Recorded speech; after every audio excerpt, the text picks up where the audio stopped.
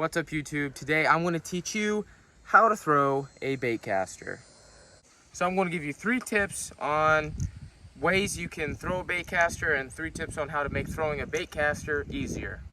So unlike a spinning rod, a bait caster, when you cast it, you're going to have to stop the line. And what I mean by that is when you cast, you got to put your thumb on the spool and stop the line. So when you cast, you have to stop the line before your lure hits the water. And let me show you how to do this. Now, you have to stop the line with your thumb when you're casting this. And what will happen if the lure hits the water without without your thumb stopping the line? You'll get a backlash, you'll get all tangled, it'll be a mess.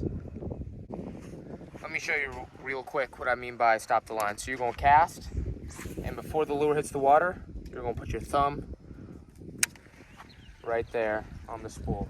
Now, let me give you those 3 tips on some stuff you should know before you pick up your bait caster. So the first tip is all bait casters have magnets, and adjust your magnets. Have them pretty tight, have the magnets strong, especially starting out. These magnets help the spool not backlash. So don't have your magnets loose, like that would be loose. Okay, you want them in the middle or tight. That's the first thing. The second tip is when you're casting, release towards the sky. Don't release down here, release towards the sky like this. See how I release towards the sky? It's a lot easier, especially when you're starting out, if you just release towards the sky.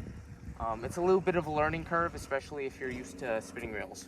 You just gotta release towards the sky. It's a lot easier. You won't get as strong cast, but starting out, that's what you need to do. The third tip and final tip is practice. You're going to get tons of backlashes. You got to educate your thumb. You will eventually get it. And if you do get a backlash, right, all you have to do is put your thumb down on the spool and pull and just keep yanking it. All right, get used to taking out backlashes because you're going to be getting them starting out. Another thing is you can practice in your front yard. You don't need to be, just practice. Practice makes perfect, and you'll eventually get it down. Anyway, I hope this video helps you throw a bait caster. Hope you liked the video, and have a good one.